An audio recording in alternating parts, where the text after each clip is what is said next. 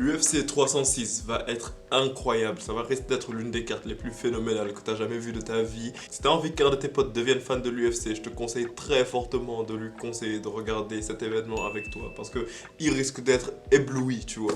Donc vous allez probablement me dire que ouais, je suis trop enthousiaste ou n'importe quoi, mais j'ai vraiment l'impression que pour cet événement, l'UFC va vraiment faire en sorte de tout capitaliser, tu vois. Comme d'habitude, avant que l'on commence la vidéo, je te conseille fortement de t'abonner à la chaîne parce que, à ce qui paraît, si tu ne le fais pas, Israël Adesanya va venir chez toi à 2 h du matin pour essayer de faire des trucs bizarres avec ton chien. J'ai pas trop envie que tu vives ça.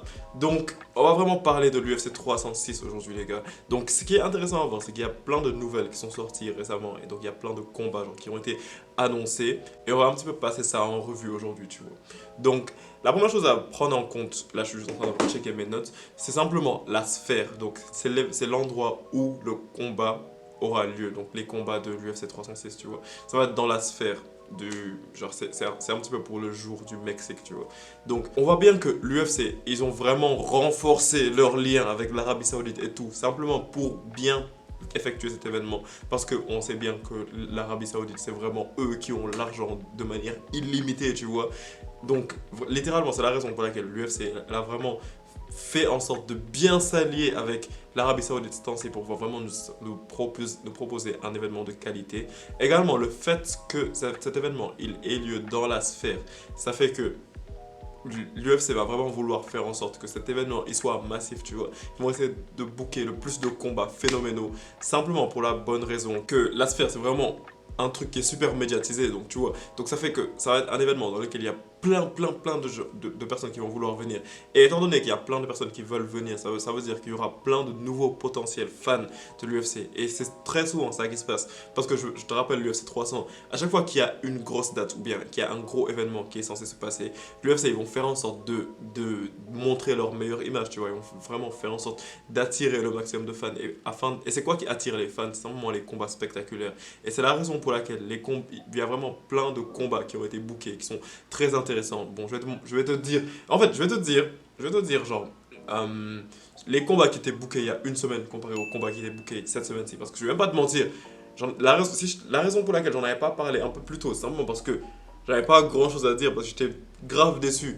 Parce que moi, je me disais que pour la sphère, ils allaient faire comme l'UFC 300. Et je rappelle, l'UFC 300, c'est l'événement l'UFC le plus incroyable que j'ai vu de ma vie. Parce que en termes de combat, en termes de combattants qui étaient là, en termes genre littéralement d'ambiance, c'était phénoménal l'UFC 300. Et c'est un petit peu ça que j'attends pour l'UFC 306, tu vois. Bon, je sais que chaque événement de l'UFC, ça va pas être l'UFC 300. Je sais que l'UFC 306 ne sera pas aussi incroyable que l'UFC 300. Mais j'ai pas envie d'attendre jusqu'à l'UFC 400 pour revivre un truc comme ça, tu vois. Donc, je vais te parler un petit peu des combats qui avaient été bookés il y a une semaine. Donc, on avait quoi? On avait du Irene Aldana contre Norma Dumont. On avait du Michel Pereira contre Anthony Hernandez. On avait du Yasmin Jauregui contre Kathleen Souza. On avait du Edgar Chairez contre Kevin Borjas. Et du Ronaldo Rodriguez contre Ode Osbourne. Donc, ça veut dire que je sais, il y a plein de puristes qui vont venir me dire ouais, mais qu'est-ce que tu me racontes? Enfin, on va revoir Osbourne se battre, ça va vraiment être super intéressant, c'est une légende de l'UFC. Les gars, arrêtez de mentir déjà, genre, Osbourne, c'est pas une légende de l'UFC, non. Je suis désolé. Genre, il y en a des, franchement, genre, ils aiment trop exagérer pour rien, mais non. Ok, ouais, je sais, Michel Pereira, c'est un combattant qui est entertaining et tout. Mais non, genre, c'est pas le genre de combat que l'on a envie de voir lorsque l'on parle vraiment d'une grosse carte de l'UFC, tu vois. Et c'est la raison pour laquelle j'étais déçu, genre, j'étais vraiment déçu. C'est la raison pour laquelle j'avais pas fait de vidéo sur ce sujet-là, tu vois.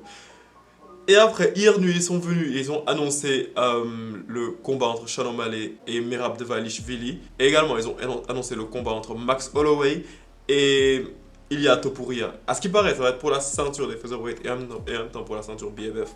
Je me dis que ce serait bête de faire ça parce que Ilia Topuria, il ne mérite absolument pas la ceinture BMF. Mais pas du tout, tu vois. Et donc, ça, c'est vraiment deux combats qui me hype de fou. Mais vraiment de fou. Le combat entre Merab et Sean O'Malley, ça fait un moment qu'il me hype. Mais est-ce que tu imagines la dinguerie d'un Max Holloway contre un Ilia Topuria à l'heure actuelle, tous les deux à leur prime? Genre, ça c'est l'un des combats que j'ai le plus envie de voir en 2024, tu vois. Je m'en fous de John Jones contre Stipe Miocic, je vais pas vous mentir, j'en ai rien à foutre de John Jones contre Stipe Miocic. Donnez-moi juste ce combat et genre, je suis content jusqu'à la fin de l'année, tu vois. Après, bien évidemment, je suis trop hypé aussi pour l'UFC 305 entre Adesanya et Duplessis, mais ça, c'est le sujet d'une autre vidéo, tu vois. Mais en gros, c'était ça. Donc, à la fin de la journée, aujourd'hui c'était pas une vidéo longue, genre c'est juste, j'avais juste envie de te parler un petit peu de cet événement de l'UFC 306 qui aura lieu normalement en septembre, je pense, ou maximum octobre. Donc vraiment, je suis vraiment trop hypé par rapport à cet événement. Et maintenant, le truc qui est intéressant à voir également, c'est que l'UFC 306, lorsqu'elle a été annoncée, tu vois, je t'ai dit les 5 premiers combats qui avaient été annoncés, tu vois. Et le problème, c'est qu'il restait 8 combats à annoncer. Et là, ils en ont déjà annoncé 2 qui sont phénoménaux, tu vois. Donc maintenant, j'espère juste que l'UFC va continuer sur cette lancée, tu vois, et qu'ils vont vraiment faire en sorte de bien charger la main card. Après, je sais bien que des combattants comme Pereira, ils vont pas vraiment se battre en genre dans la main card, sauf s'ils ne sont pas en main event, donc Pereira je le vois pas dans cette carte. Mais il y a quand même des moyens pour rendre cette carte vraiment très intéressante à voir. J'étais en train de penser aux combattants français également, mais Benoît Saint ne sera pas disponible également parce qu'il va se battre à l'UFC Paris, ainsi que Cyril Gane et tout. Mais n'empêche, l'UFC, on veut des beaux combats, tu vois. On va pas payer seulement pour voir ces 2 combats-là, tu vois. Pas seulement du Ilia Topuria et du Sean O'Malley. Même si c'est incroyable, je vais même pas te mentir, c'est incroyable comme combat. Mais il faut charger la carte au maximum, tu vois, parce qu'il y a vraiment l'opportunité d'attirer plein de fans, tu vois. Donc Dana White, remue-toi. Remue-toi, Dana White. Remue-toi et offre-nous des combats explosifs, tu vois. C'est ça qu'on a envie de voir.